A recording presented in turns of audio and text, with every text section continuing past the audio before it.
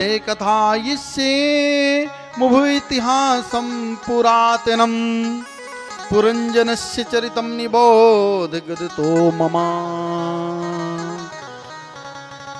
कहते नारद जी महाराज कहते सुनो एक कथा तुम्हें मैं और सुनाता हूं प्राचीन वरही से। कहते हैं एक बहुत ही धर्मात्मा और पुण्यात्मा कौन था?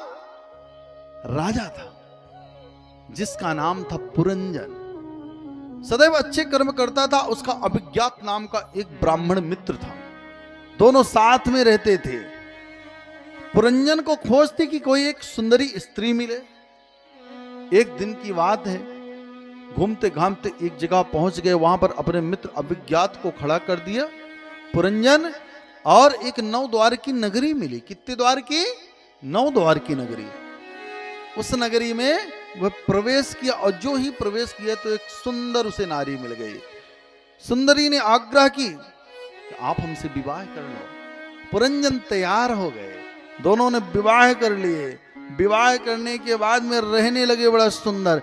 एक दूसरे से इतना प्रेम था कि वेद व्यास जी लिखते हैं कि अत्र ते कथयिष्ये मुमितिहासं पुरातनम्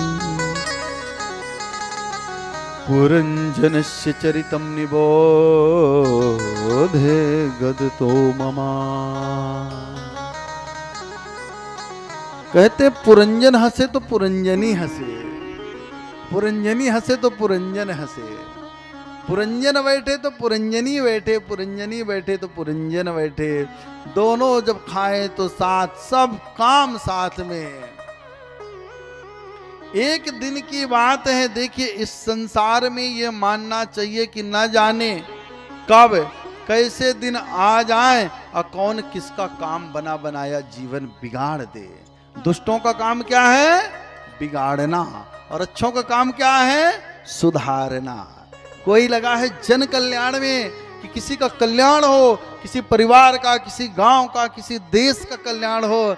और कुछ ऐसे लगे हैं कि अपने भाई का ही गला काट दो, ये मर जाए तो इसकी भी जमीन जायदाद हमें मिल जाए। प्रेम से बोलिए, सही है गलत है? ऐसे भी लोग हैं संसार में। आगे लिखते हैं कि वहां पर रहने लगे 1100 संतानें हुई थी। कितनी? 1100 पुत्र हुए थे पुरंजन और पुरंजनी के, और 350 कन्याएं हुई थी। प्रेम से बोलिए। इसके बाद में एक दिन काल की कन्या जिसका नाम था दुर्भगा, वह पहुंची नारद जी महाराज के पास और कहती है कि आप हमसे विवाह कर लो। नारद जी कहते हैं कि हम विवाह नहीं करेंगे देवी, हम तो हरे गुण में ही प्रसन्न हैं। नारद को श्राप दे दी, तुम एक जगह नहीं ठहरोगे। तभी तो नारद जी भटकते रहते हैं, भटकते रहते हैं। आगे की ओर बढ़ी। कुछ गंधर्व थे जी, उन गंधर्वों के पास गई। गंधर्व कहते देवी एक ही आदमी है जो 9 द्वार की नगरी के इस समय पर राजा बन के है। 9 द्वार की नगरी, हम आप सब 9 द्वार की नगरी में ही निवास कर रहे हैं। वहां पर जाओ। वहां पर वह सुंदरी गई और जो राजा था गंधर्वराज, बड़े प्रेम से सुनिएगा, जो गंधर्वराज था उसने लगा दिया कि इसका धर्म नष्ट हो जाए। किसका? पुरंजन और पुरंजनी का।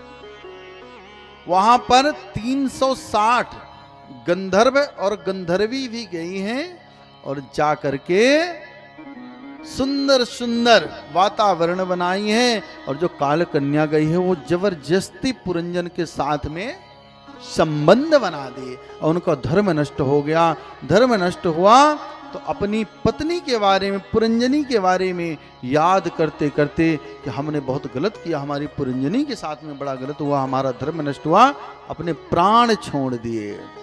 जब पुरंजनी का ध्यान रखे रखे प्राण छोड़े हैं तो अगले जन्म में वह राजा बने। कहां के राजा बने? पांडे नरेश, मलय ध्वज की कन्या।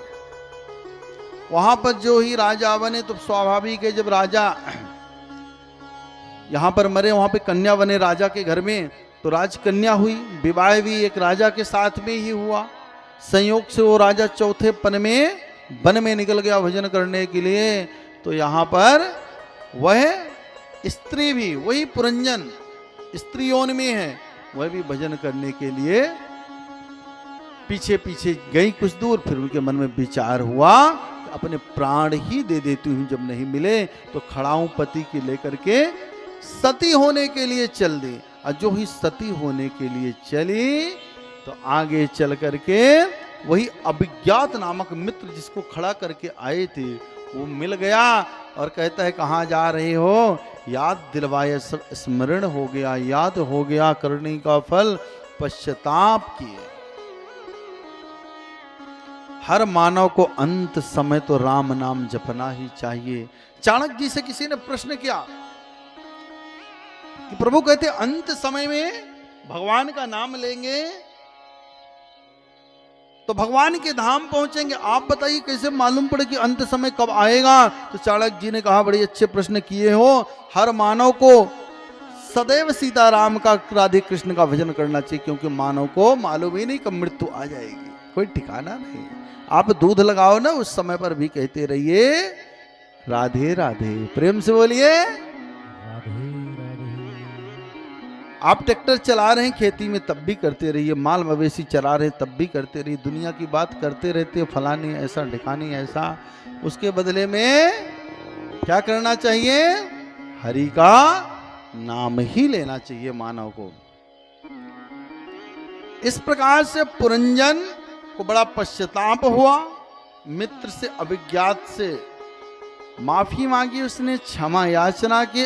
अंत में दोनों को अच्छी गति मिली, क्योंकि पश्चाताप, जितना हम जीवन में पश्चाताप करते हैं, कोई गलत कर्म हो जाए हमसे पश्चाताप करते हैं, उतने पुण्य को जैसे याद करे, हमने वहां मंदिर में दिया भैया 5 लाख दिया, 3 लाख दिया, 2 लाख दिया, 51,000 दिया, जितना याद करेंगे उतना कम होता जाएगा। और पाप को जितना याद करेंगे, पश्चाताप करेंगे, उतना वो भी कम होता जाएगा।